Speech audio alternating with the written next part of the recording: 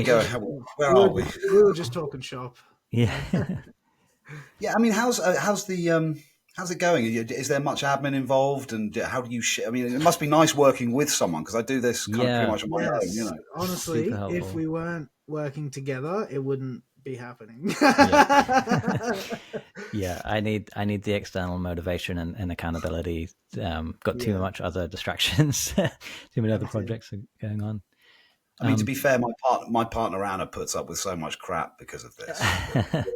She's part of the team as well. She does some of the music and all this kind of stuff, and spiritual support. But the hilarious thing about us, in fact, in some ways, this is why I'm doing this, right? Is because she hates philosophy.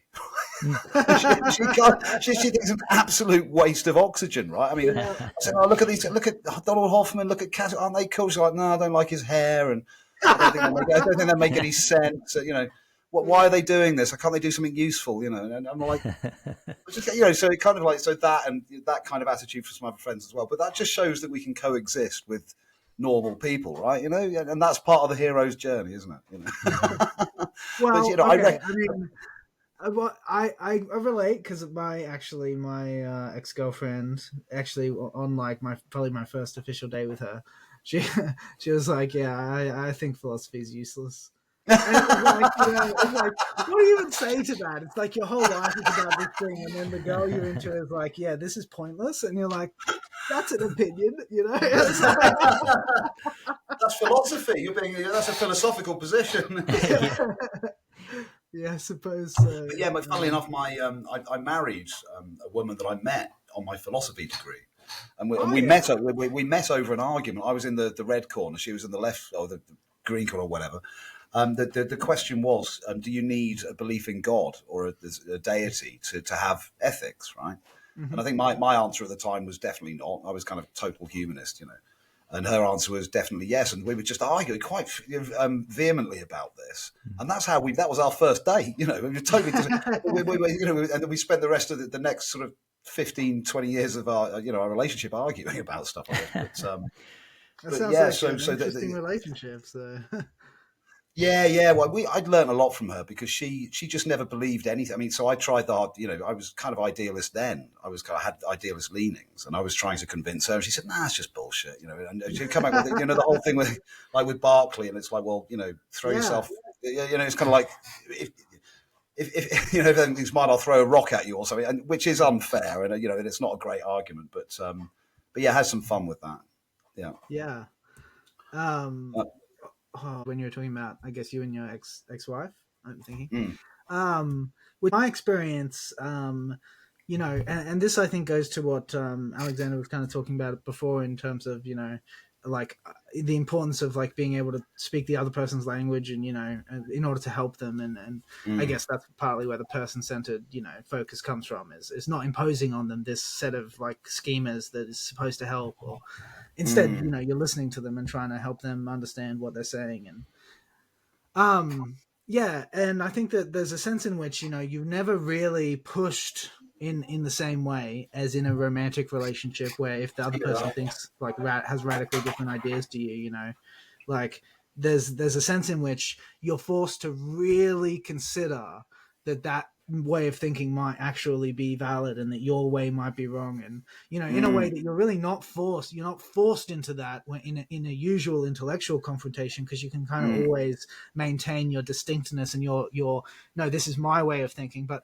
because of the way that a romantic dynamic works, there's that melding together. There's that it's not possible in that sense to completely to maintain the airtightness of your ship and not let any doubts on, because part of your empathy and your care for the other person compels you to really try and see it their way.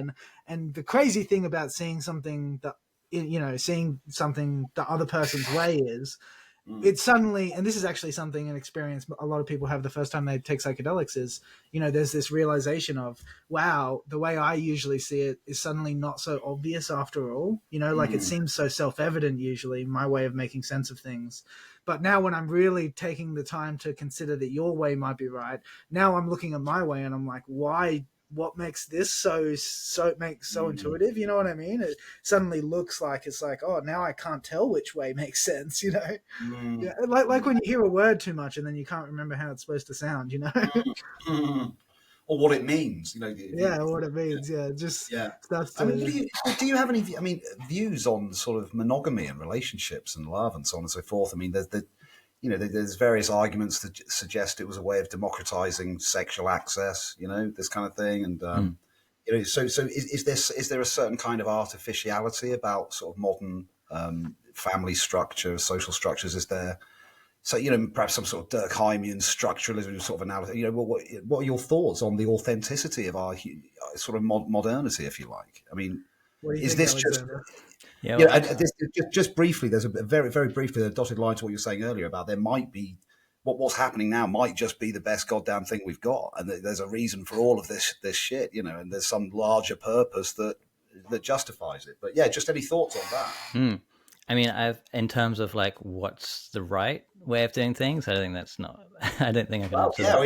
Is there an ideal? In the same sense in which we can develop ourselves individually, we're saying we can structure our thoughts, we can allow bits of ourselves to express and fully flourish. Is there some sense in which we can do that on the macro scale, or is this just? So, I think that in the same way that we'd want to reestablish what culture looks like, and we can imagine a more community-based, localized, decentralized kind of economy and within that relationships would probably look a lot different. And there would be, and like if we were more secular and less influenced by kind of religious thought of taboos and the history of that in the West, monogamy is very normalized. So the common attitude of monogamy is the prevalent one. So anything that is not that immediately gets in the category of like, oh, what the hell is that? Whereas I think, if it was less so, I don't think that would get rid of monogamy, because I think monogamy is kind of like as valid as polyamory. Yeah. It's probably always been an option, hasn't it? It's like, what? It's like people. It's kind of like friends, like if I meet someone who I just like absolutely love their company and time, then I'm going to choose to spend more time with them just naturally. And I don't think that's like it doesn't have to be a contractual thing or like now I'm spending more time with this person, I'm going to purposefully not spend any more time with other people. Like I feel like that the institution of marriage and monogamy is probably part of the issue. It sort of contained it in some way and made it artificial in some sense. But I think polyamory is a lot more of a natural relationship in a culture where, like I could imagine a culture, for example, where you just meet someone and you're like, oh, there's a sexual connection here. Let's have a safe sex conversation and then go have sex. And that's not an issue for the other people that you're also doing that with. And that exists in terms of like single people. That's what single people do basically, is that they go and have sex with people, whoever they want. You're right. And it's like, there's this sort of artificiality to them being like, oh, now I'm in a relationship. And I really like relationship anarchy because it purely for the sense of the rejection of those assumptions and just like why does it mean that to call this person a friend, I'm therefore have to treat them in these X, Y, and Z ways? And like, who's deciding this stuff? And like, what are the origins of these laws that, social laws and contracts that we've created together? So I think that there's a big journey that society needs to go on in terms of renormalizing other ways of relating and sort of seeing how they fit in with circumstances. And like, okay, well, if we're in a post-apocalyptic scenario, maybe a monogamous relationship's more useful for some particular reason or if there's like a disease spreading around, a sexual disease, then probably monogamy is a good idea. There's circumstances that monogamy works, and it's a legitimate form of relating, even if it's not I don't think there's any top-down reason to say monogamy shouldn't be a relationship. But at the same time, I think there's no top-down reason for polyamory not to be considered a legitimate relationship. So maybe that's a long-winded answer to that. No, it actually reminds me. Sorry, I was just gonna say it reminds me of a little bit of, I guess, the origins of the word sinister. in terms of, I guess, the collection of convention and taboo and how detached that can be from anything really meaningful. What sinister actually means in the Latin is left-handed. And so sinister acquired the meaning it has today very logically, because left-handed is uncommon, uncommon is strange, strange is dangerous, dangerous is sinister. My ex-wife was left-handed. Yeah, that's it. Got to watch out for him, man. I know. Clearly untrustworthy. Yeah, that's cool, man. I'm tiring a little bit, but I'm okay. Yeah, I'm all right. Well, I was gonna say, maybe as a way of like wrapping up, I'd love to hear a bit more about, I guess, like how your history with the channel specifically, and because you have like 120,000 followers on YouTube, man. That's pretty amazing, and yeah, really yeah. well. I mean, I gave as part of the update the other day, I mentioned this. They're not genuine subscribers. I did some sort of marketing on the channel, and okay, I marketed it to, you can kind of market it to different countries and stuff like that. So I marketed it to, just one might spend like a couple £100 marketing to India, right? And I think there's probably bots among them and all sorts of stuff, So it's not that I don't have that many genuine subscribers. No, you can just look at the actual views on the channel, on the videos and stuff. Yeah. Especially the good, well-performing ones. Like, you can kind of work out what fraction of your subs are real based on interactions. Yeah, you can look at the average viewing duration and stuff like that. I mean, you might have 2,000 views on a video, but actually only sort of 100 of them have watched it all the way through. Exactly. But some of your numbers, to me, reflect at least half your audience has got to be real. Like, at least half of it. It may not be the people you want to target in terms of English people, right? But they're real people watching some of those videos. Yeah. I mean, I looked at some of Hoffman's videos, and I think one of his TED Talks had like 3 or 4 million views. And I thought, well, I've just had Hoffman on the show, so that obviously attracted some attention. I mean, I think I've had more comments on his video than anyone else. Yeah. But it certainly beefs it up. It makes it look like a more serious kind of offering, and I think that helps with attracting other guests. That's definitely true. Because they can see, well, this has got some reach, and people want their to expose their ideas and so on. So that's gone. That aspect of it's gone really well. It's cost money. It's. How much did you spend out of curiosity? A bit. At least, I'm going to. I'm just be honest and say I'm going to underplay this because my missus will see this at some point. No doubt. But I got a bit overexcited. I had some spare cash at the time, and. Sure. There's nothing wrong with investing in yourself, man. I think so. Yeah, and that's part of the reason I'm asking is because that's what I want to do. We talked about this before Alexander joined us. We briefly touched on this, didn't we? I'd like to do this for a living. I want to give this my heart and soul. I want it to be better quality. Broader reach, and as we discussed earlier, this is about educating and teaching myself as well as others. And just getting people to think sort of outside of those little boxes that we've hinted at, because, I mean, whilst it might be the case that people are living authentically and, just going about their business and enjoying them, might even be pleasured all of the time. An unexamined life is not worth living. And there's something about that really resonates with me. And I think that, actually, Alexander, you touched on this earlier, this idea of this kind of, this part of yourself that's trying to orchestrate things.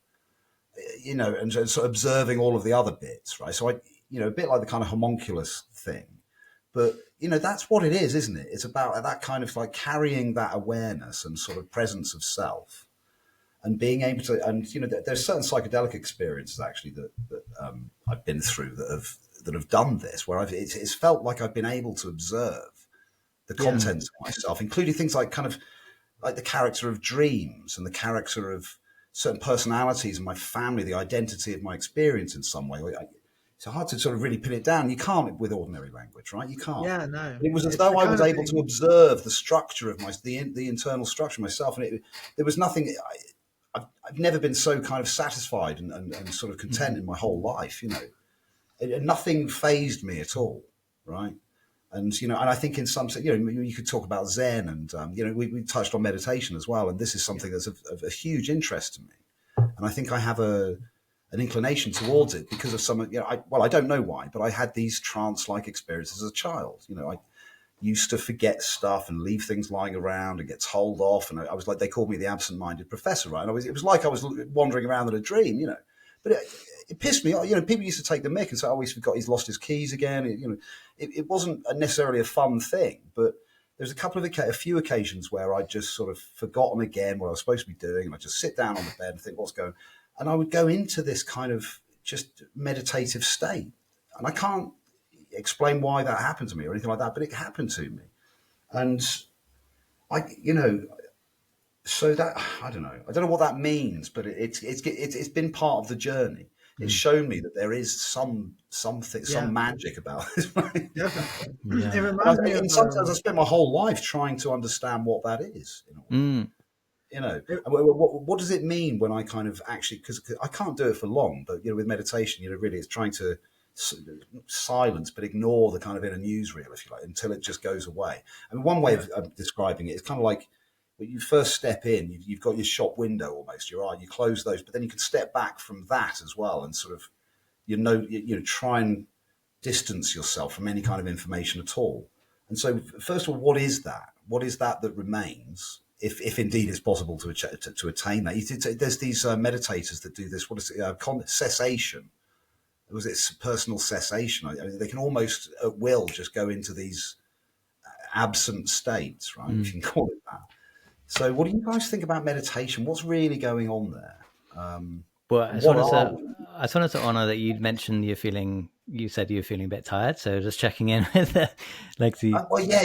I'm kind of, I'm good. We could, because we can definitely have another conversation another day and definitely jump on more of these topics. We're definitely going to. I'd definitely love to do that. It's up to you guys. If you're prepared to put up with my kind of drifting in and out, then I am. I'm happy to continue. Let's carry on. I'm cool. Yeah. Thanks, man. I appreciate checking, but let's carry on.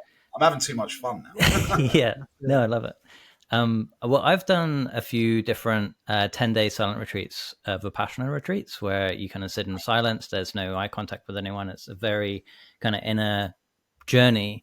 And I've had very psychedelic-like experiences on those retreats. And I think it's, it's a very strong place of that, taking a step back and just witnessing, all this stuff that is my mind and my body and all the different, there's you waking up at 4 every day to start meditation at 4:30, and then you're not getting to bed till 9. And so it's 14 hours a day of sitting in your ass and with your eyes closed. And there's process to it, but I feel like I can express experiences that I've had there, but I think the benefits of going to that experience are something that can only be experienced yourself in the same way that a psychedelic experience can't be given to someone else. I'd recommend trying out something like that for anyone who has the time to take 10 days out of their life to sit on their butt.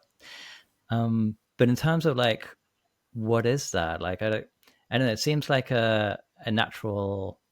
It seems natural in some sense. Maybe the thing that is fundamental in terms of awareness, that is just what that is. It's just like a capacity to not be taken by anything in particular, and just kind of be that beingness in some sense. But I wouldn't want to postulate too much. I don't know. I relate to it as on the one hand, obviously you're trying to minimize the noise, but actually I kind of prefer a different way of relating to it, which is I think of my mind as like a radio, and rather than trying to minimize the noise, instead I'm playing with the knob and trying to hear music in the noise or something like that. It's hard to explain exactly what I'm doing, but it's something I'm trying to kind of tune out enough to tune into something that's not localized to any specific frequency, or it's something to do with the willingness to let my mind go wherever it wants to go. You know what I mean? But it's almost like you're tuning into that through the noise. So it's not so much trying to block it out as using it as a kind of as information of some kind, as something to it's like you're practicing balancing between focusing in on any specific part and being so open that you're not getting anything, you know what I mean? It's like a balance there where you're trying kind of playing with the dial, playing with that tuner, and you're kind of trying to trying to stop yourself from tipping in either direction, I guess.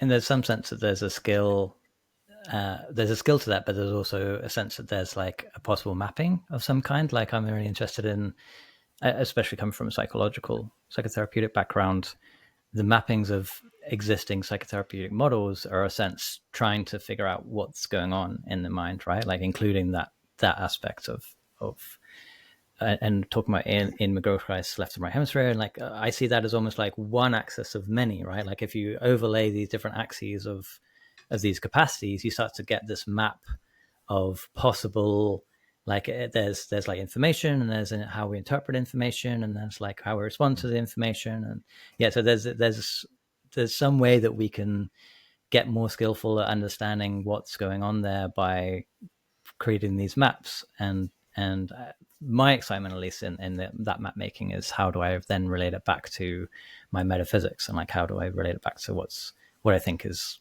structuring everything as well. But that's a bit of an aside.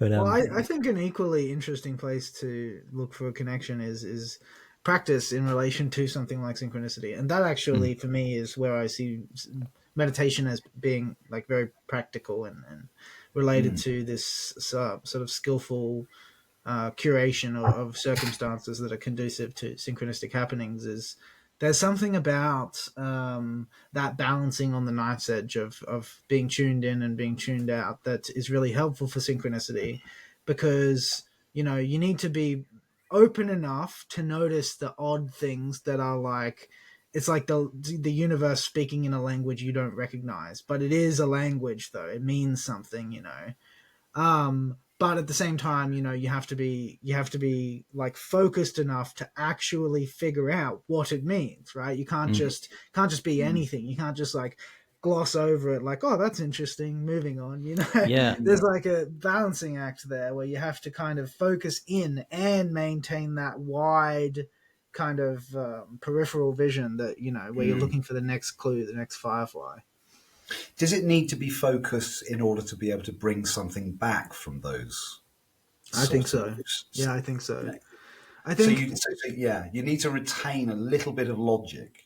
I think it doesn't necessarily have to be focused in the moment. Like, and most people don't have the focus in the moment. Most people cultivate focus retrospectively, like you might analyze a dream, and they go, "Well, this is very odd." And actually, when I look at it, oh my god, look at that! Like, it's almost like I was meant to do this. Like, it's almost like the universe was urging me, or so it's retrospective. But I think, and this is part of what what I learned from my ex-mentor was, there's a set of skills related to like not just making it happen, but staying in it. He called it stalking synchronicity. You want to get close enough to touch the wild creature that absolutely does not want you to touch it.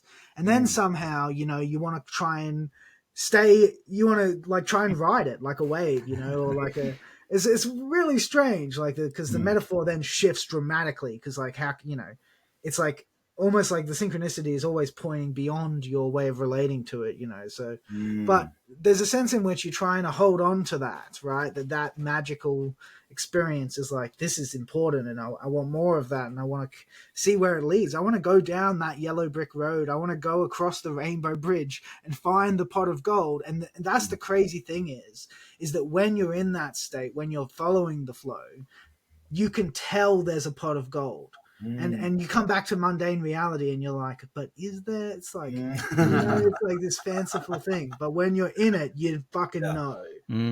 I feel like synchronicity has a danger to it as well, in that it can kind of be like a drug, in the sense of like, when you feel that pot of golden potential, you can then sort of look around and be like, where's the next synchronicity? And kind of like, you're looking for it, like, oh, that person's looking at me weird. I'm going to walk over to them and be like, hey, you got something to tell me.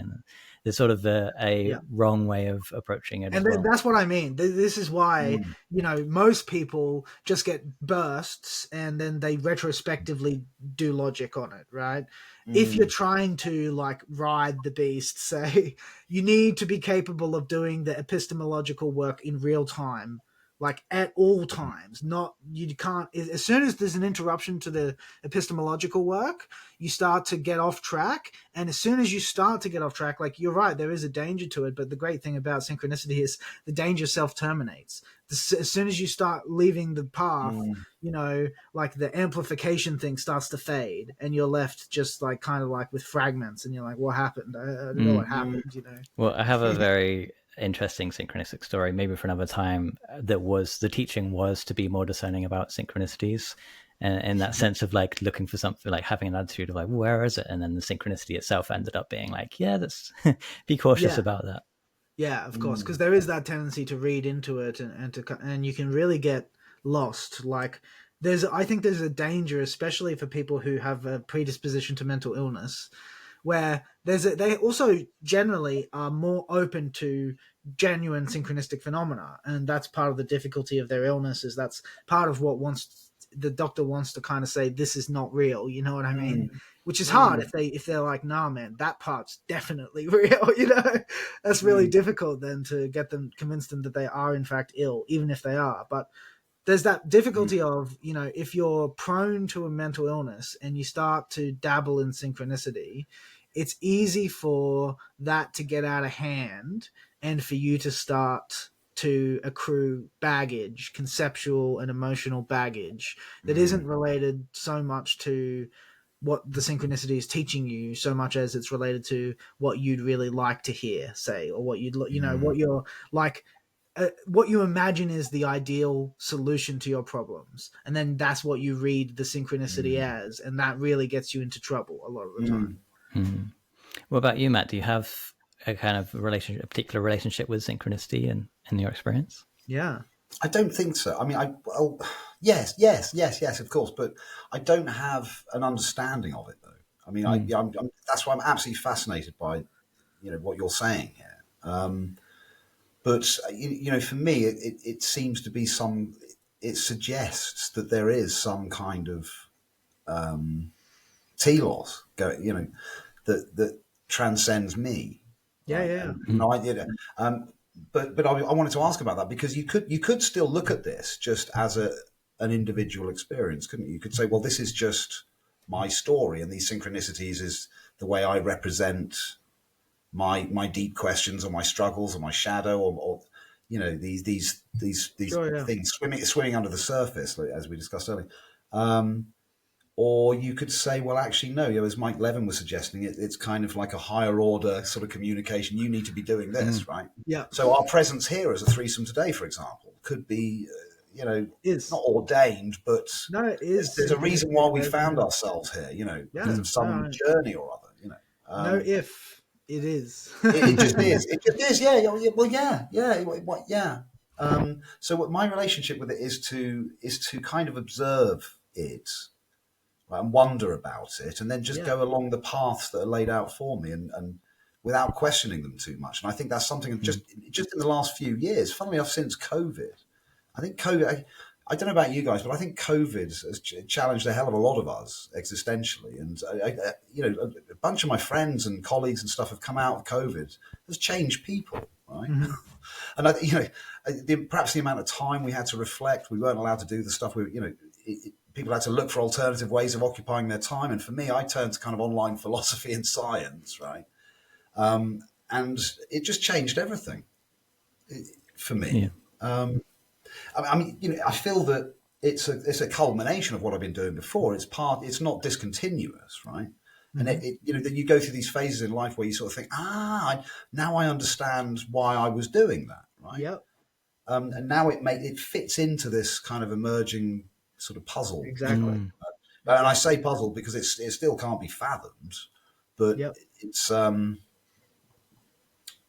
there does seem to be a sense of direction that I'm not really consciously in control. Sometimes I feel like a passenger. To bounce back a question here, actually. So if you kind of is there a way in which you could give yourself over to synchronicity? You talked about the possibility of it being maybe misused or misunderstood, but if you give yourself over to it, you're almost a passenger in a way, aren't you?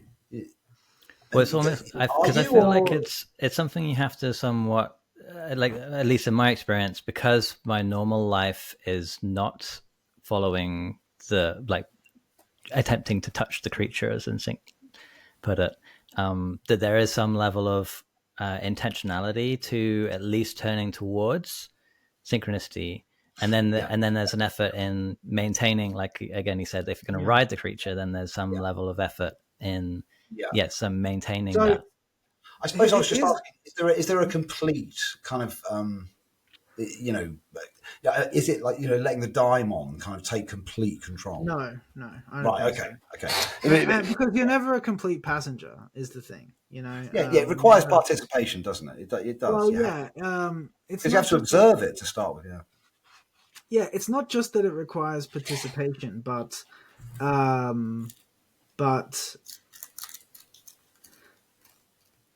if you give yourself over to it, it's like what I was saying before. It quickly terminates in some kind of self-referential, self-validating kind of fantasy, because the orienting signal is always pointing to what it is about reality that transcends your habitual way of thinking and talking about it.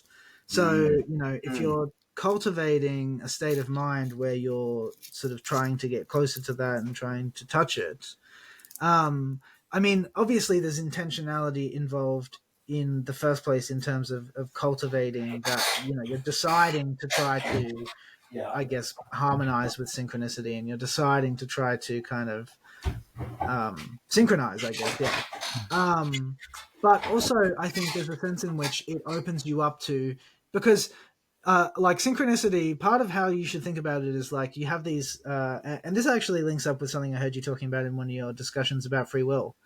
But, you have these cycles, right, that you are sealed into that like repeat, and they're cycles of your own design, right? It's like you have a certain way of relating to the world, and that certain way of relating has certain consequences, and, you've suffered those consequences before, but you still haven't figured out it's your fault and how you're doing it. And so it happens to you again. That's rough sketch, but that's kind of like a fairly common experience, I think, for humans. And the thing about synchronicity is that it's like, so rather than being a passenger in that sense, right? Like you talked about free will as being like, what you, I guess, utilize in those moments when you're kind of when you choose to transcend a cycle, when you choose to transcend some. Did I say that? You didn't use those exact words, but what I've got here is... that sounds far too clever for me. Here, I'll quote you. You locate free will not in the sequential causal chains, but in some kind of war room or strategic layer. So you kind of talk about it as not in the sense of the weather blasting you into the rocks, but how you rebuild the ship after such a blasting, what you learn from the blasting, whether you allow a blasting like that to happen again, which I think is brilliant. That's brilliant, really? Because it's... Yeah, because you're locating free will in the capacity of creatures like us to reflect on our past way of being and to decide to be a new thing, to decide to be different, Yeah, and it speaks to what Alexander was saying earlier as well about that coordinating, that presence within. Exactly. Yeah. And that's what synchronicity is tied up in, is it's tied up in this tendency, like, I guess when I think of, like what you described, that experience of looking back and being like, oh, that's why I was doing that.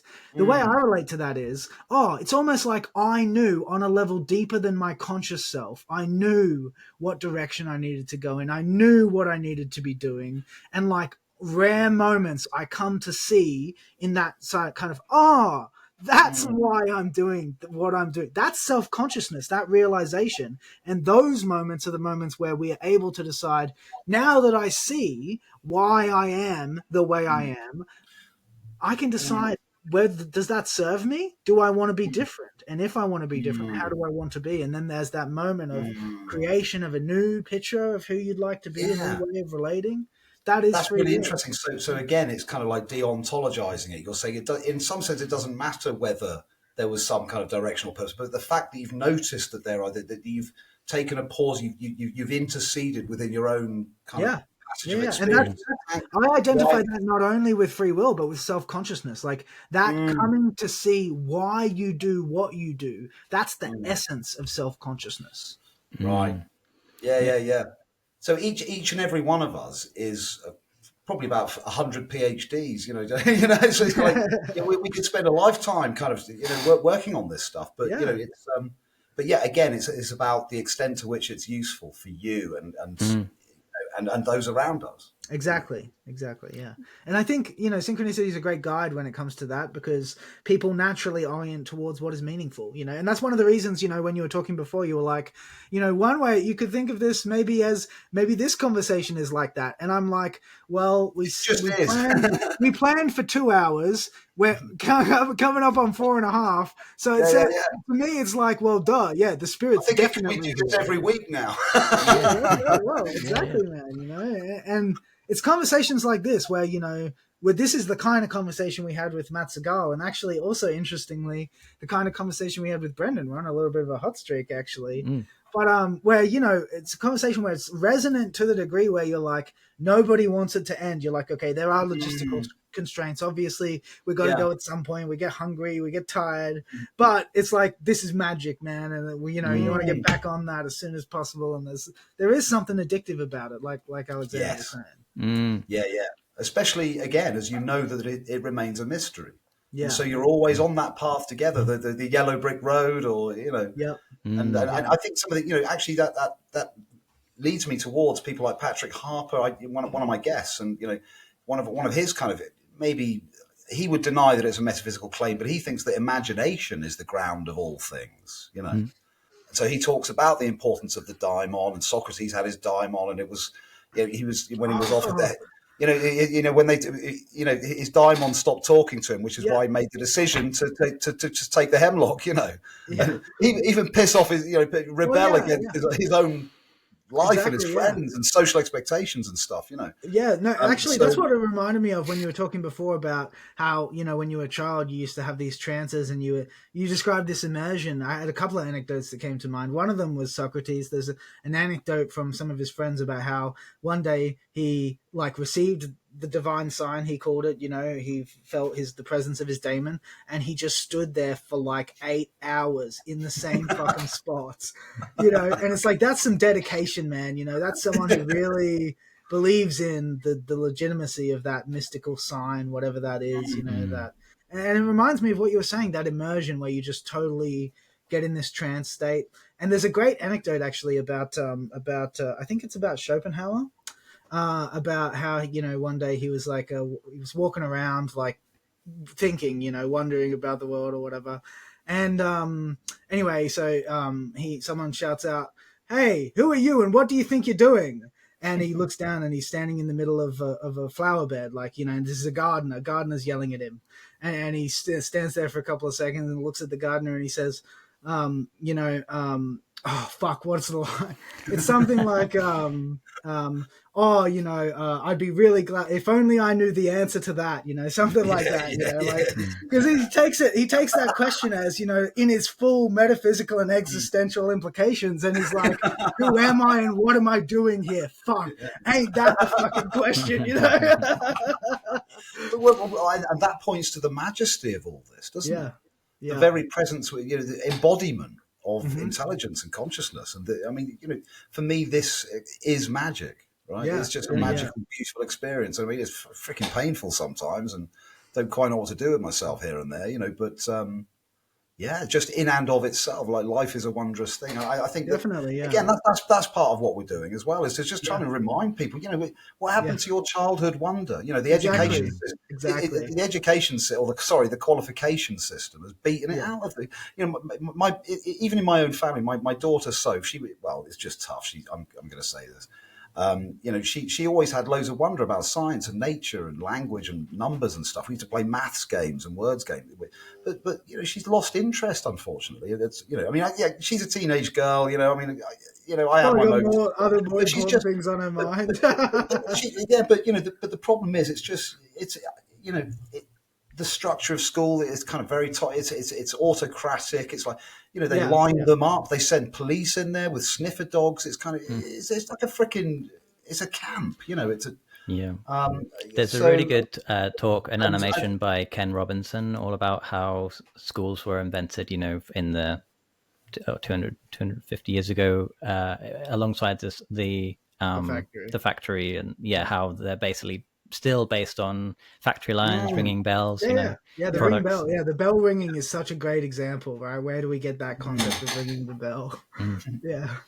I mean, I don't want to sort of downplay the efforts of teachers and so on. I did do a talk on this. I mean, I think they're almost in an impossible situation, really, in some sense. But again, there's a lot in here actually. This idea of the way that children arguably historically were raised with nomadic groups, parental lineage wasn't so clear. Echoes of McKenna here, whereas now we have these nuclear families and stuff. But what I was going to say is that actually, in some sense, we've just carried that forward and scaled it up, because actually our kids go to school every single day. They go out at 8 o'clock in the morning, come back at 5 in the evening, as do the parents, who are usually both working these days. And so the state or the tribe is still looking after the kids and raising them, you know. But anyway, so I think there's some real confusion around all of that stuff. But yeah, though, back to the magic of existence. Yes, please. Our very presence here, you know, it's just phenomenal. The little bits of nature communicating with other little bits of nature, you know. To what end, though, guys? And you know, is there, you know, ever greater awakening? A greater awakening of everything. Ever greater awakening. Yeah. Right. There's some sense, you know, of like, how do we measure the development of consciousness, and different models have attempted to do that in terms of like even just from a Jungian perspective, you think about, well, consciousness is like growing by bringing the unconscious into light, like it's becoming aware. And there's an awareness piece. There's like a consciousness is kind of like the knowing or knowledge of what's there, or like who am I, answering question, who am I? So there's some sense that the unconscious is this, like the iceberg analogy. You've got like the small amount of consciousness on top, and there's this huge iceberg underneath, is sort of as deep as you can imagine. But then, like, maybe that analogy applies as well to, we could apply it to other domains, and maybe coming back to even synchronicity here, and one of your questions you asked, Matt, around like, I can't remember the exact words of your question, but the answer I have in my mind is that maybe there is an unconscious way of relating to a group entity as well. Like that maybe in the same way that a city has an entity that is, you know, has a pro-social or whatever the word is, there's an unconscious aspect. And that unconscious aspect is actually what's mostly playing out in the majority of people who are not able to take that into the light of consciousness or awaken that within themselves in their own personal journey. Right. Yeah, I really like that. It brings me back to the example of the Taoist rainmaker, you know, like there's a kind of an unconscious, I don't know, mastery. That's part of what the meditative tradition in Buddhism, that's where the stopping the noise or whatever concept comes from, is the thought that, you know, that spontaneously you're capable of things that you can scarcely imagine, you know, and that like a lot of what sort of inhibits your capacity to realize those potentials is the meddling nature of the conscious mind, you know, always wanting to have a finger in the pie, always wanting to be in control, you know. Yeah. I mean, you know, real daft example, but you know, after a couple of pints, I'm really good at pool. Right? That's not a daft example at all. That's a friggin' excellent example. And there are these moments where I just know that ball's going in, and you know, I get into this kind of like trance-like state, and I can just clear the table, and I won't miss anything. I'm playing with the worst cue you can make. We've got no chalk, and it really gets on my mate's nerves. I like to think of that kind of example as like the inherent nature of your mathematical mind. It's kind of like you are doing the calculations, like in the same way that you might catch a ball that you're seeing flying through the air. You're kind of unconsciously calculating everything that you need to do in order to get to the right position and catch it. And in the same way, like when we're getting out of our own way, in the sense, we're kind of able to do these things like calculate or play an instrument better, or like, you know, it's self-doubt. It's like the killer of creativity. And exactly. So it's so interesting because self-consciousness is on the one hand this incredible boon, and then on the other hand, it's like constantly getting in the way of our natural powers. You know, it's very strange, the paradoxical nature of it. Because in some sense, you know, it's like what you were talking before, Alexander, in terms of like, you know, integrating those other aspects of yourself and having that relationship and instituting that order within your soul, which actually is an idea that goes back to Plato. You know, putting the different parts of yourself in a certain relationship that sort of serves you. Hello. How you feeling? Yeah, I'm good. I've got another coffee here. Okay, prepared. I've just run out of whiskey as well, so. Yeah, I'm good. Let's keep at it. Cool. I'm curious to see where there's just. I just feel like again, this feels a bit like that inner model of knowing there's some stuff under the surface, knowing that there's more material here to explore, and sort of just getting kind of, No, I love that. That's one of the reasons I'm so keen to just carry it as far as it'll go before we run out of fuel. Is like, like there's so many threads that are coming up that are, you know, all overlapping, and it's part of me. Whenever I remember my first conversation with Mystic, it had this kind of feeling to it where it was like, we're covering so much material, you just kind of want to keep going because it's almost like we've almost got a complete map. You know what I mean? Like, we're getting close to having spelt out everything we know about this stuff. So that's a really exciting place to land, because then it's like, okay, so we can choose to kind of narrow in and you know, zoom in on any of these threads, or we can kind of work at what does this tapestry, what does this look like? What do we, you know, what is this picture starting to take form? You know, which I think is really interesting as well. I was just reflecting to NSYNC that, Matt, because I think probably because you're also an interviewer, it lends itself to a bit more kind of passing like more conversational and more open to kind of like you're asking a lot of really amazing questions as well. So it's hard when interviewing certain people where it's kind of feels like I'm just going to be quiet and try and let as much as possible come from my guests, which is kind of what I also want. Like I want to absorb as much of your wisdom in the space. But it's really nice to have this sort of natural sense of interview. There's no interviewer anymore. It's like just a conversation. Because I think we probably all came into this sort of with a bunch of different sort of models as to how it might work, and I was thinking, hang on, I'm being interviewed here. This doesn't happen very often. It's like, whoa, how do I do this? But there's been times in this conversation where I've just felt like I'm with you in a way. I've sort of forgotten that there's this technology between us. It's just felt like a continuous flow of ideas. It's been fantastic. You know? I mean, I've never done anything like this with any of my guests. And this is a novel kind of experience. This is kind of like live, real philosophy, is it? I mean, can we claim that? No, absolutely. This and another label we like is, you know, intellectual jazz, and that's the great thing about it, is if you can manage to get on that same page and start resonating and harmonizing, then the conversation just is amazing. Like, you don't have to make it, you don't have to, like, you know, do a whole lot of work to make it interesting. It just takes care of itself. You know, it's a crazy, fascinating phenomenon, but. So I mean, can you we gave that pool table example a minute ago where you can kind of that Zen state, you're not questioning it, there's no doubt. Can you do that kind of intellectually? Can you do that with ideas as well, or is it something that's kind of, is it more of an embodied thing, or you know? Well, I usually think of my kind of intellect as less pub quiz knowledge. Like I'm not very good at kind of pulling out facts and figures and dates and terrible names at or whatever. But I'm really good at seeing kind of connections between things in terms of models and maps and putting things together and integration. I guess it's more like integrating how knowledge fits together, but terrible at specifics and details, which I think, you know, it's I don't value my intellect any over the other intellects. I think that ideally I'd have both. And I'm a bit disappointed in myself that I'm not better at pulling out facts and figures on the fly when I need them.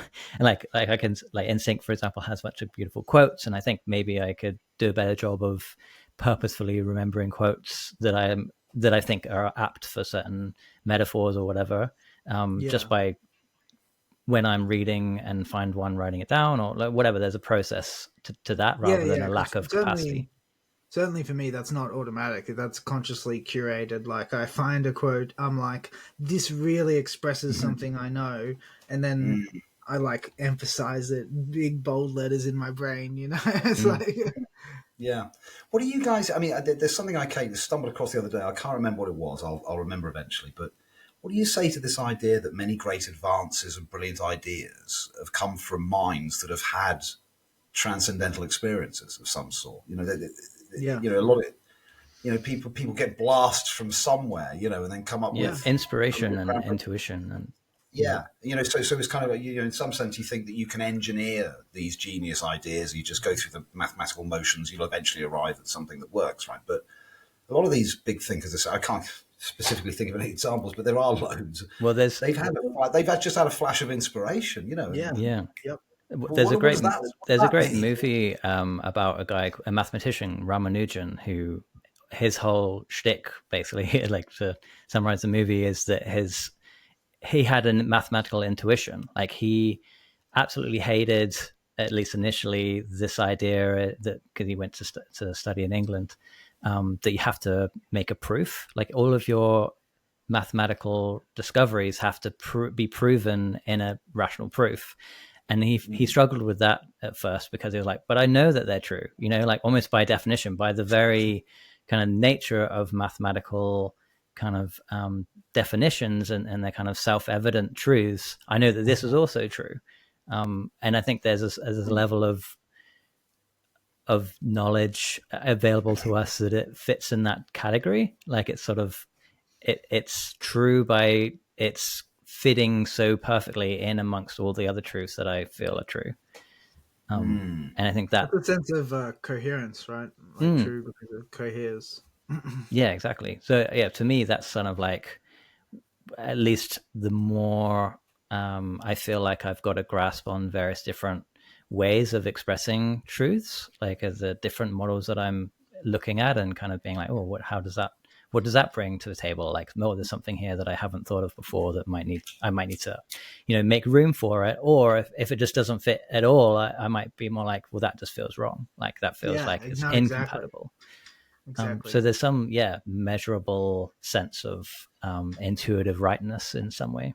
Well, yeah, actually, that it reminds me of something that Matt Segal was talking about in terms of Whitehead's emphasis on, I guess, logic being a subset of aesthetics. Because it reminds me actually of a story about Poincare. Yeah, I don't know how to say his name. Him, yeah. And a story about how he came up with some, mathematical function that made him famous, or I think the Riemann zeta function or something like that. I don't know the exact specifics, but it's in a book, great book called Zen and the Art of Motorcycle Maintenance. Brilliant book. Love that book. Incredible book. Wow. But he kind of talks about how, it was, as Matt was talking about, this flash of insight. He talks about how he broke his routine and he had, a bunch of coffee and then he suddenly saw it, and he describes it as like he saw a solution that was so simple and elegant and beautiful that he was like, that has to be correct. And there's that sense of, there's an aesthetic sensibility, an aesthetic intuition that guides our truth seeking, and I think that's one of the reasons that parsimony, that intuition of simplicity, is so prevalent, is so deeply rooted, is because there's something beautiful about something simple that can manifest complexity. Like when you understand how all the tiny bits of the watch go together to make it tick, you're just like, wow, that's astonishing. You know what I mean? Yeah. It's just something awesome about it. Do you guys have any views on cellular automata? Stephen Wolfram and his physics project at the moment. I don't know whether you ever got into any of that stuff. It's quite geeky, but sure. Yeah. This kind of idea that you can start with these extremely basic conditions and play it forward computationally, and then you end up with these structures that look like life, leaf formations, the organisms and so on. So, first of all, do you think his project is a good one? I mean, he claims to be able to kind of unify quantum field theory with relative. So, you mean like his overall I think it's important. It seems important to distinguish between whether his project is good and whether his ideas are true, right? So, cellular automata parts is very. I think that's very illustrative. It's illuminating with respect to, say, how you can get complexity out of simple interactions, which I do think is part of how. It sort of supports the reductionist program in a way, doesn't it? It does. It says there might be these kind of fundamental building blocks that we might find. Yeah, and here's the thing: I think where it grounds out and it doesn't really work is, I think that works up to a certain point, and then there has to be some explanation of what the fundamental variables are that isn't computational in nature, because to have computation you already have to have some fundamental variables, you have to have some process, has to be defined, has to operate in some way, and so on and so forth. So like it's got to ground out in something non-computational. I think Wolfram doesn't seem to appreciate that. He seems to think, why can't it just be computation all the way down?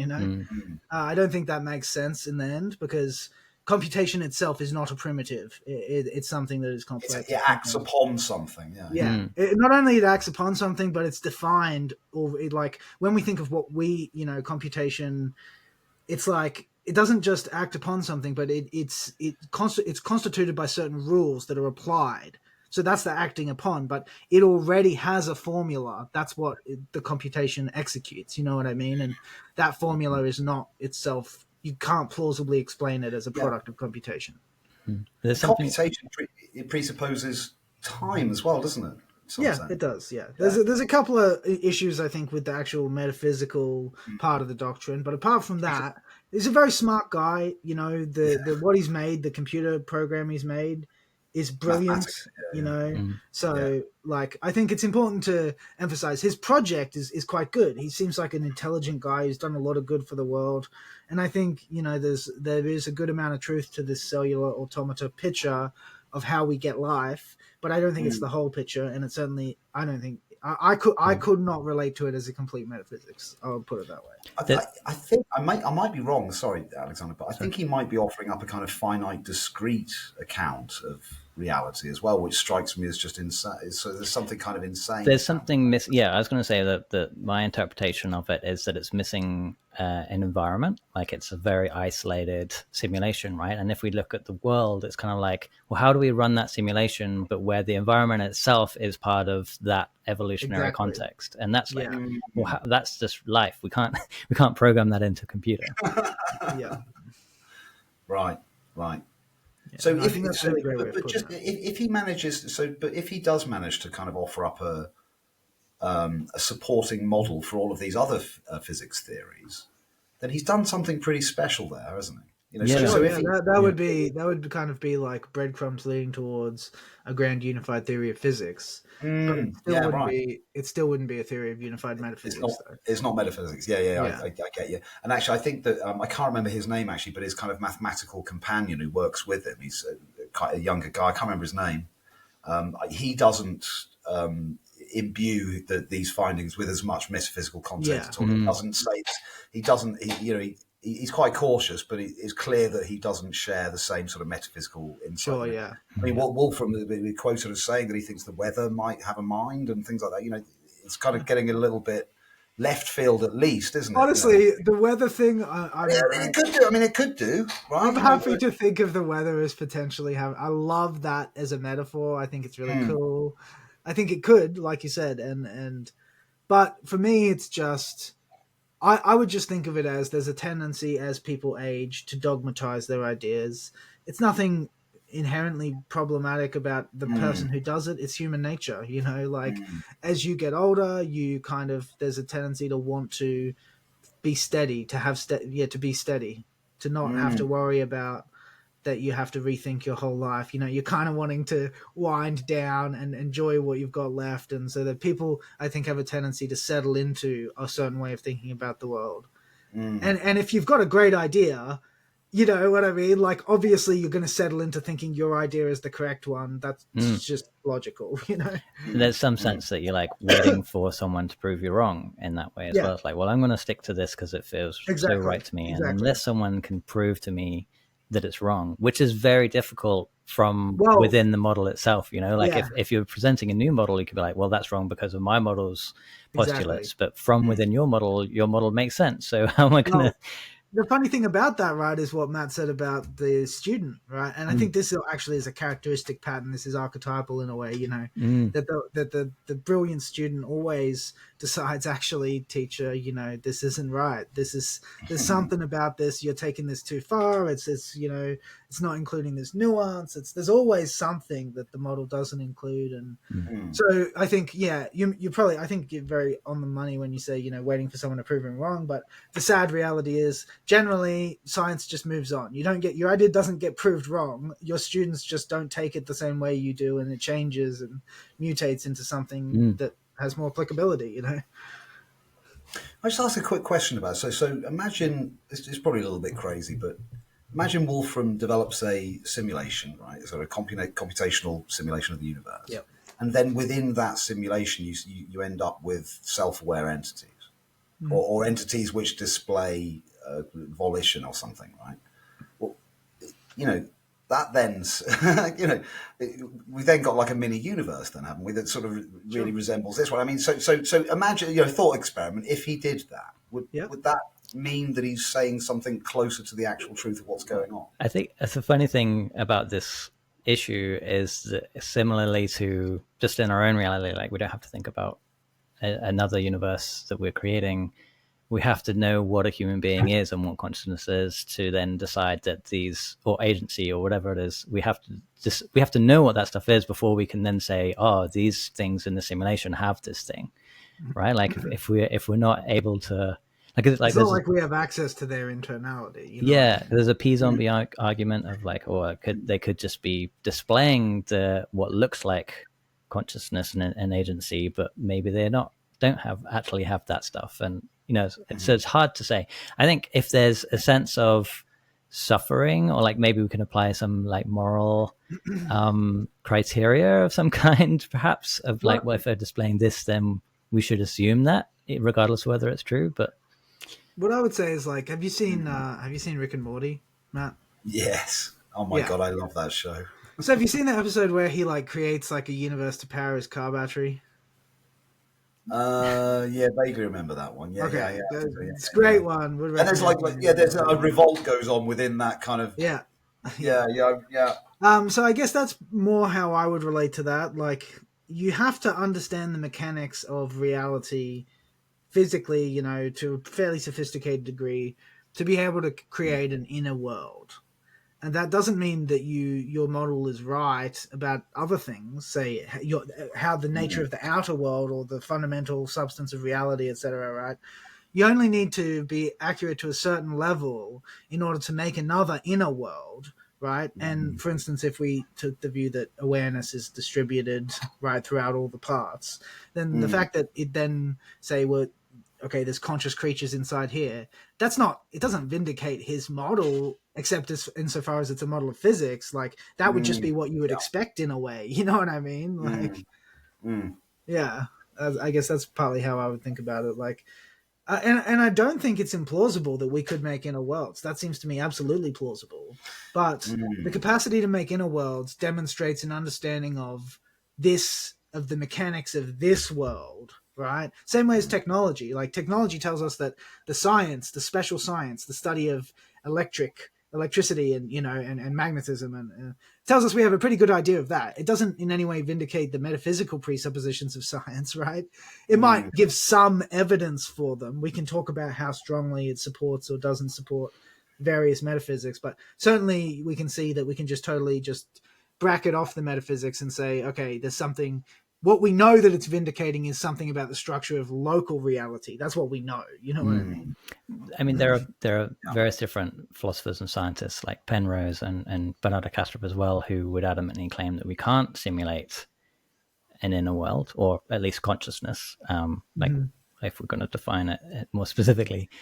And that's because of a metaphysical frame, right? Like it's sort of what I'm hearing you saying in sync is that, like, regardless of the metaphysics or whether we know what that is, if we simulate reality accurately enough, because reality has conscious beings, we can get to conscious beings. And in the sense that because we've simulated reality accurate enough, all we know is that the correct code to simulate reality. We don't does that code actually represent the way things actually are? It's hard to say. And how do we, I mean, there's heaps of questions about would we be able to inject ourselves into that reality to verify things? And those are I think very exciting questions actually.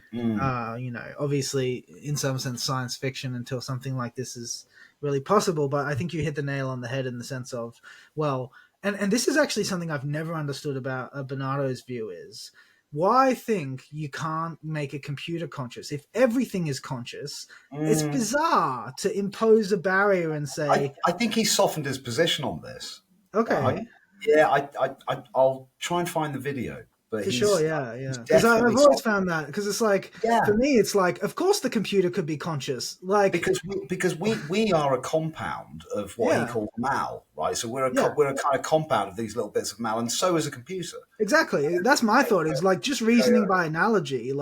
As you go inward, there's no way of saying this wouldn't be conscious because the whole thing is made of consciousness. So, of course, it's going to wake up. It requires metabolism. He actually quote. He says that's actually a definition of life. The metabolism notion is a definition of life. He uses he often says, "My computer is never going to appear on my desk, even if I've programmed." I like that analogy. That is a good analogy. Yeah. But he also I think uses it a bit like a bludgeon when I think it would be better used a bit more carefully. That idea. Yeah, I think it's a good observation, but he seems to use it to dismiss objections about inner experience. Inner experience is different to of course from within the simulation, it can't pee out of the simulation onto my desk.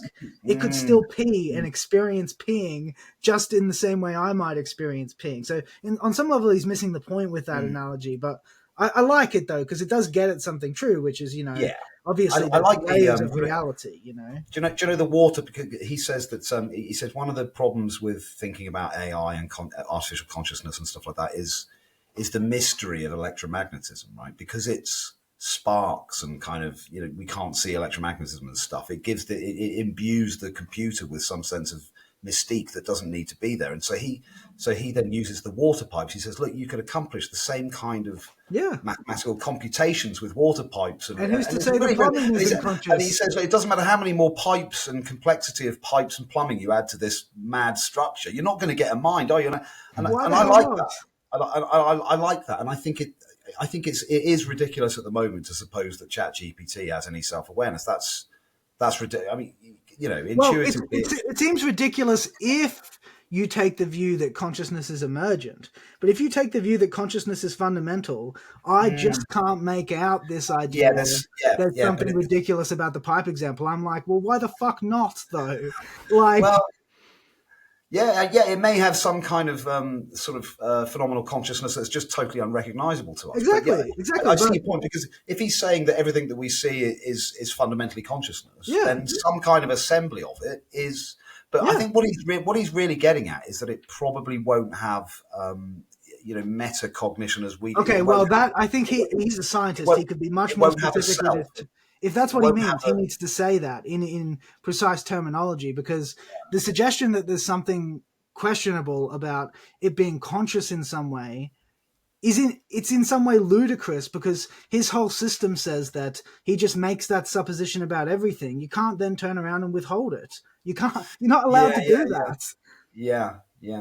Because he's allowing Mal to have experience, right? So Mal has some kind of basal, not basal. Yeah, and I would just say like you can analogize any complex system, computer, human body, brain, pipes, weather, all of those seem equally candidates for consciousness if everything is made of consciousness, as far as I can tell. Yeah. They're the dashboard representation of something, right? Yeah, exactly. And so if you suppose that what it's ultimately representing is consciousness, then to turn around and say, well, no, this particular collection not this one. Then I'm like, aren't you just back at the rock situation? Isn't that what the materialists are doing with rocks? We're back at that. We're possibly back at that kind of human conceit situation as well, denying everything else around us. Yeah. I think there's an incredulity about pipes. It's like, oh yeah, organic things, okay, weather maybe, but pipes? And I'm like, honestly, is there really that much of a difference between a computer and a human brain? I don't think so. And actually, there's something interesting there as well that people tend to think of things like industry as being unnatural, but actually it's still just an expression of nature. It's been assembled by we're nature. We've assembled it. It's there for a reason, some kind of, I don't know, consensus. There's a great illustration of the thing I was saying before about how it's always both of those things, like we come up with this dichotomy, natural and unnatural, artificial and you know what I mean? And organic. But ultimately, like when you look hard enough, you're like, oh, wait a minute. It looks like it actually collapses. Look at that. Yeah. But the thing is, the interesting thing, I mean, we make mistakes because of these ideas, don't we? And those mistakes can be quite serious, I think. I mean, do you think? I mean, obviously, a lot of what Kastrup's been doing is a backlash against materialism, right? Do you share his concerns with me? You guys do share his concerns with materialism. I'm not concerned about materialism. I agree, materialism is wrong. I don't think it's dangerous. I think that there's a natural cultural reaction already happening against it. Idealism is part of that, but I would relate to idealism as kind of what I was talking about a couple of hours ago now, which is that swing too far in the other direction, I'm like, okay, materialism is a swing too far in this direction, but that doesn't give you leave to take it all the way into that territory. Like, no, come back. We're gonna try and land somewhere around the middle, please. Like, this is silly. Yeah. For me, but maybe it needs to swing that far in order to get that. Yeah, there's a reaction. Like I said, it's a reaction against, and it always needs to go exactly as far as it goes. But what I'm observing, though, is that the pendulum never stops there. It's not going to end in idealism. That's just not the nature of knowledge when you look historically. It always swings back, and then there'll be a materialism upsurge, and then an idealism upsurge, and it will localize somewhere in the middle. This is, I mean, the same's true of scientific models, isn't it? And and one of the reasons why it kind of bothers me sometimes that scientific, things like quantum theory are used to support certain kind of woo. Oh yeah, that ticks me off. My response to that is immediately, well, just there's going to be a new model at some point. Right? I mean, quantum theory is a big one, though, isn't it? It's a big player. It's prestigious, but it probably will be superseded, right? So to kind of so you just it's just pointless using any scientific model to try and support some, because it will be it will just your argument will run out of utility because the models that you're pointing at will be replaced, right? It's just the same as phlogiston was replaced. Earth, air, fire, and water. They don't really have relevance now in terms of descriptive power. Yeah, I mean, I would instead pick something like Newton's model. Seems much more obviously to be tracking certain regularities of nature. How best should we relate to the transition from the Newtonian model of physics to the relativistic model? Is it that the Newtonian model was wrong? That is not obvious to me. Incomplete, maybe, is a better. Yeah. The relativistic model is more correct. That's what we know. Quantum mechanics is more correct as well. We know that. But ultimately, what does the final answer look like? See, phlogiston and the four elements, I think, not a great comparison because they weren't. There's nothing tractable that later was eventuated in actual medical theory, for example, right? Like the humors and all of that. That's just superstition, basically. Like there's no very some of the practices coincided with things that would actually help, but the actual theory is basically just shit. Like there's you can think of it as a useful way of organizing information, which I think it is, and there's metaphorical lenses for that. I find a lot of utility in the elemental frame, actually, not the phlogiston and the humors, but So in the same way that astrology can be useful for conversing about human traits and stuff without the ontological side. I think interestingly, I think astrology gets a really bad rap, I think, in modern culture. So I relate to astrology as a memory system, and it's a memory system for psychological information. So, a typology is a very natural way of organizing psychological information. So, we organize a typology. The fact that it's based on the stars ultimately doesn't matter that much, because you organize people in some sense intuitively based on what kind of a person they are.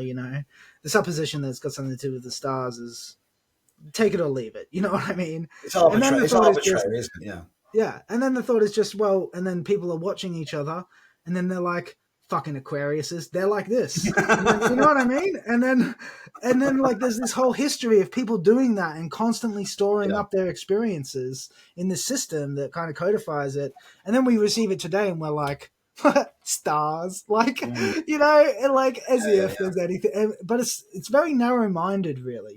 This way of engaging with it. It's a problem with the sort of literal reading. Modernity insists on a literal, rational a simple-minded literal reading.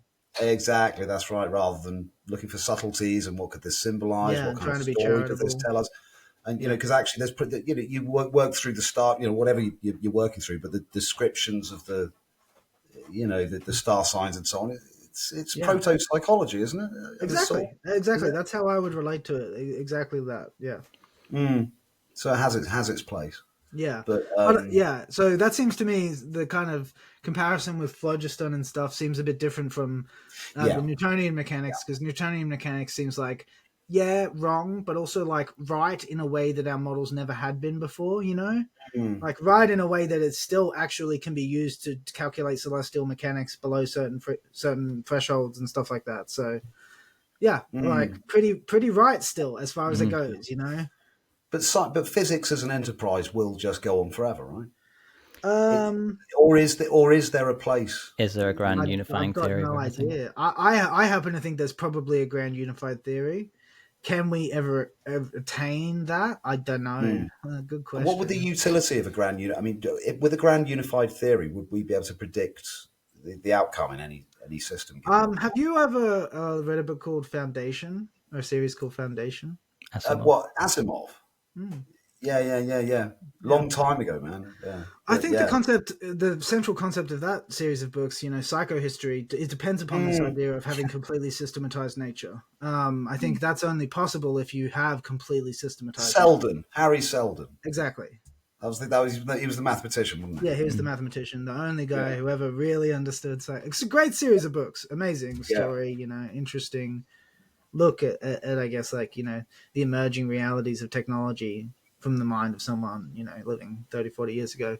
But I think, I would relate to it like that, I guess.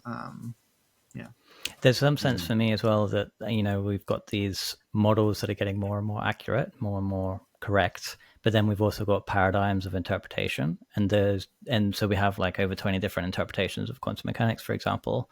And depending on, usually the interpretation is skewed quite heavily by the paradigm. So if you're a materialist and you start encountering infinities or zeros, you're like, well, let's try and get rid of those. They're not real. If mathematics is trying to posit something true and real about reality, anything that hints even, philosophically towards something that I can't grasp, I have to mathematical those away, like have to get rid of them somehow. So I feel like there's a tendency in a bunch of different scientific interpretations to create sci-fi stories about what's going on, because they are like, well, in order to explain this, we're just going to call this thing dark matter, or we're going to call this thing the wave function, and but it's actually unreal. It's sort of like, well, but what does that mean? We're not going to talk about that. Just just trust us. So there's there's some sense that the true physics of sorts is going to have to point to something like consistent and complete, in a sense that reality, or the physics that emerges and explains reality has to kind of not leave gaps, like, and that leads towards metaphysics as well. Like if we have gaps, then we have gap in explanation. And in that continuum, the physics is going to at some point kind of give way to the metaphysics. Like for a grand unifying theory, I think to exist, we also have to have a theory of unified metaphysics, and that is the theory of everything, right? Like that's the only way I think that we'll get to that point. Yeah. But in terms of like, is there something like that? Like, do we think that there is like an end state where like you could potentially have a complete model of physics? I mean, like logistical constraints aside, I don't see why not, I suppose would be my answer. And it would have to account for consciousness as well, right? Yes, yes. And I think that part of the difficulty people sometimes encounter here is they assume that if you have a complete theory of everything, then that will consist in, say, a one-to-one simulation of reality. And, there's conceived to be some problems there. But I actually don't think that's true. I don't think that the complete theory of everything is itself a simulation. I think it just describes sort of the essential mechanics that are common among all simulations, natural, man-made, inner worlds, outer worlds, all of them. There's a common context that they're embedded in. That's what metaphysics ultimately is about. And I think, you definitely need to know at the end of the day, if you want to call it a true theory of everything, if you want to call it complete, you do need to know, well, what's the thread that ties all this together? You can have all the pieces, but you still need to know what the border is to know what you're looking at the end of the day. Are we the universe describing itself to itself? I think that's a good beginning explanation, but what does that even mean? Because like that's really the rub, right? Is like, okay, we are the universe describing itself to itself. Okay, what is that? Like, you know what I mean? Like, okay, like it's like we're characterizing like what we're like, right? In a way, that's the part we play, the role we fill is this kind of self-commentary on the universe. But then what even is that, like the universe? Because part of what it is to have a self-commentary is, to bring into the light of consciousness through the articulate use of language what it is that you're trying to talk about. And unfortunately, the cosmos is this impenetrable, immaculate mystery, this transcendental thing that kind of is like infinite multidimensional mirror star. I don't know, like it transcends your every attempt to put it into a box, and so it's like, in some sense we can never get there, but the crazy and amazing thing is that we not only can we try and is there some hope in that, but we succeed, and with every success I think we pull the veil back a little bit, and what we see is just how vast this cavern is, that with this this kind of secret writing on the walls that we're trying to decode. And it's like, because we're in the dark, so we don't know. It seems like it's such a small room, but it's actually this absolutely fucking mind-blowing palace of architectural magnificence that is so beautiful, and like you literally cannot possibly describe it. It's just not, There's something as well. Sorry, go on, Matt.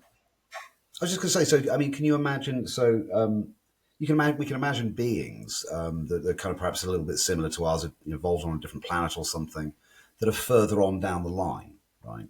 So they could know more than us, right? So it's sort of daft thing, really. But can they know more about metaphysics?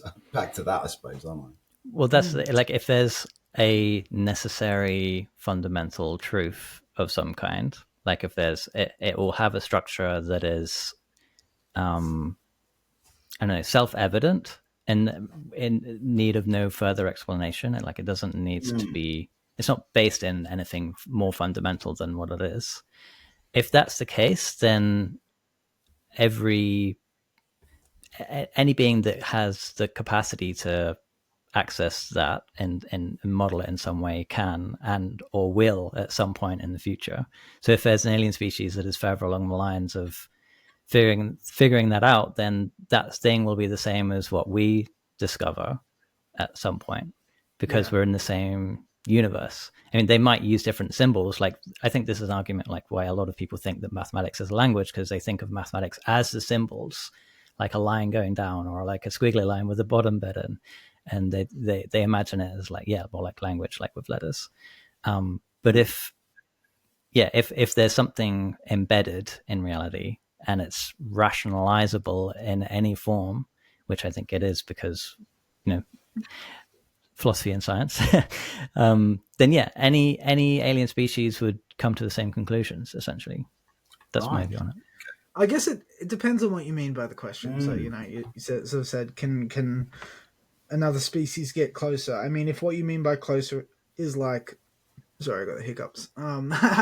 If what you mean by closer is like prove it or be more confident or be certain, I don't think you can ever prove it in any conclusive way or be certain. I do think you can be more or less confident. That's part of what we're aiming to demonstrate in some of our work through Telos Ontosados. That's why we made the requirements of a theory of everything. So, and we talked before about how you can never really verify or ultimately prove any metaphysics, which is true. You can't. But however, there are ways of performing a comparative evaluation where you can work out which ones are better and which ones are worse. And I think that's what matters. And I think, so in the question of like, could another species be further along? Yeah, they could have.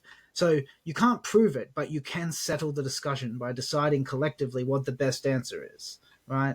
And I think that's the kind of consensus that will probably take thousands of years ultimately to develop. But I do think that, yeah, there is a point in the discussion where everyone is on the same page about what the criteria are and which of the candidate theories best fits those criteria.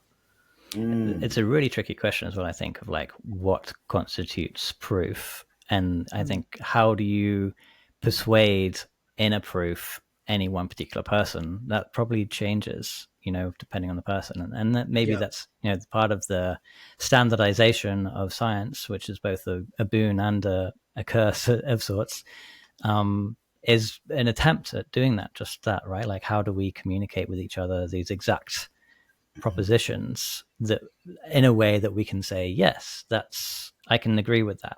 Like with mathematics, for example, it's just by definition, you can just see that what by definition of one, you add it to another one, you get a two. Like there's no need to prove that in some sense. And perhaps, obviously there's the whole Principia that has an attempt at doing that, but that's more like a formalization, right? It's kind of like, how do we extract the laws that make this true and prove that, as opposed to anyway.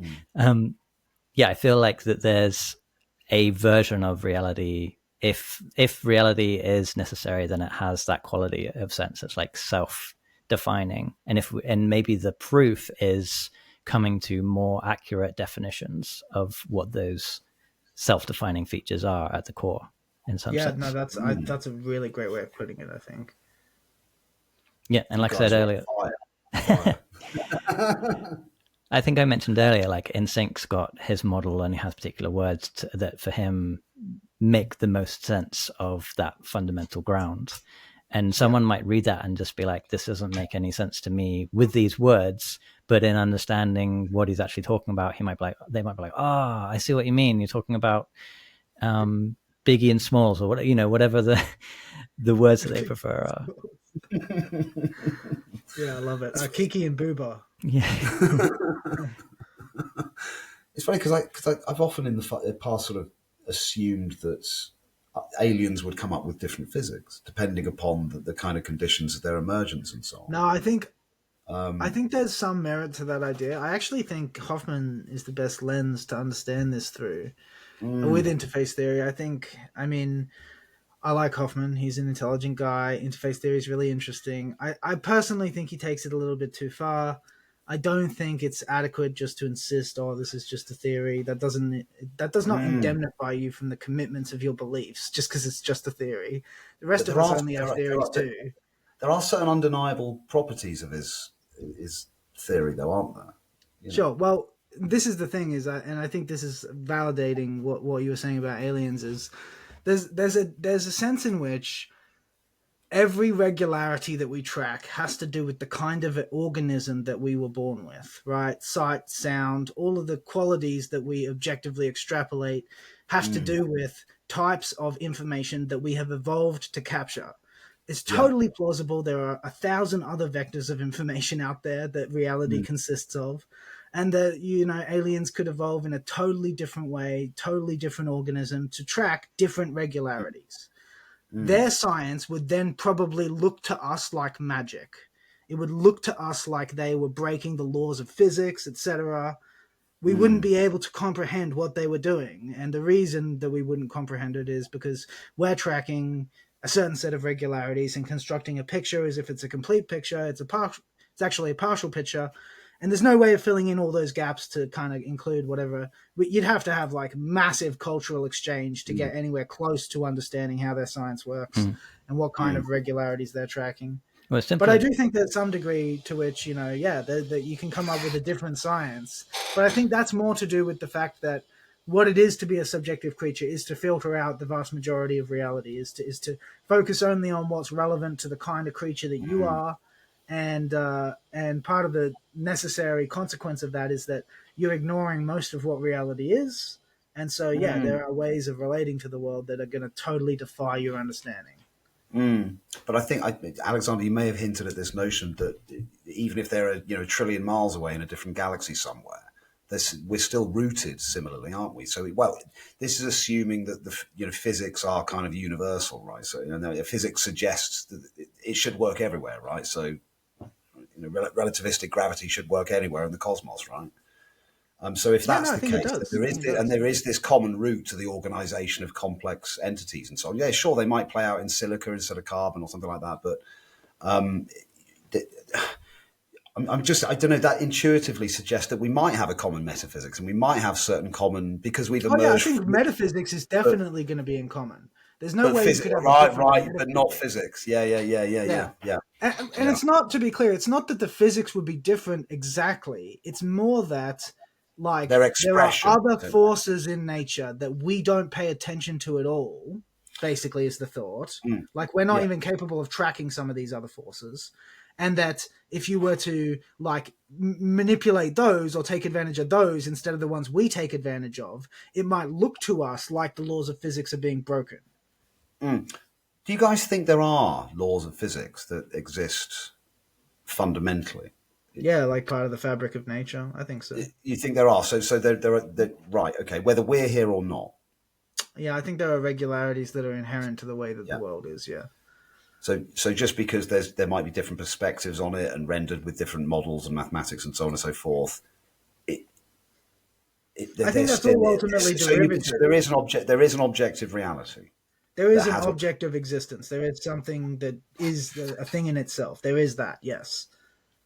Whether or not there are any observing beings at all. I think there necessarily are observing beings, but that's the frame we typically like to use when we're talking about objectivity, is to contrast it with how would things be if there were not subjectivity. Like, when you're talking about the metaphysical absolute, that's not really a legitimate question, but sure, it is the way it is. It doesn't depend on you. You depend on it. Everything you think of that makes sense is derivative of the structure of this thing. Yeah. Yeah, I like that. Maybe that's a good note to end. Yeah, I'm getting a little bit frazzled here.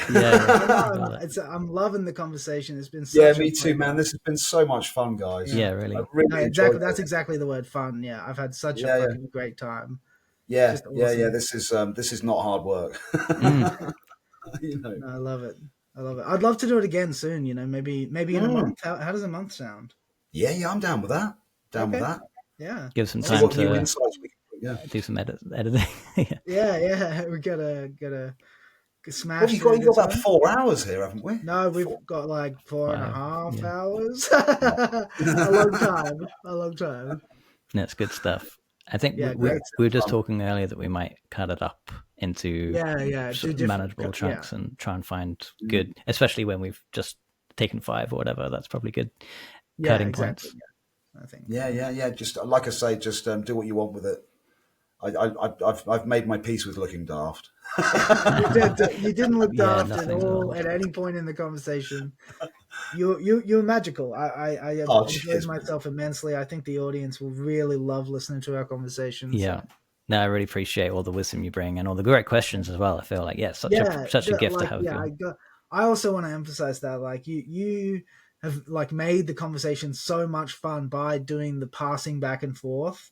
Like I think that's something that maybe, we can share a common experience as interviewers. Our job is to facilitate the guest kind of sharing their view, and that's great and all, but sometimes the guest doesn't know how to share, so, and jazz is hard if you don't have that sharing, you know what I mean? And I think the passing back and forth has just made the jazz today so beautiful and so much fun to create that I just we've kicked back a bit, it's like we've got our feet on the desk a bit and smoking a cigar. It's been fun.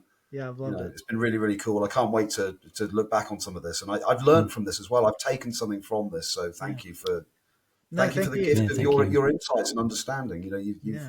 You've helped develop mine, so thank you. Ditto. I look forward to next time. Yeah, me too, guys.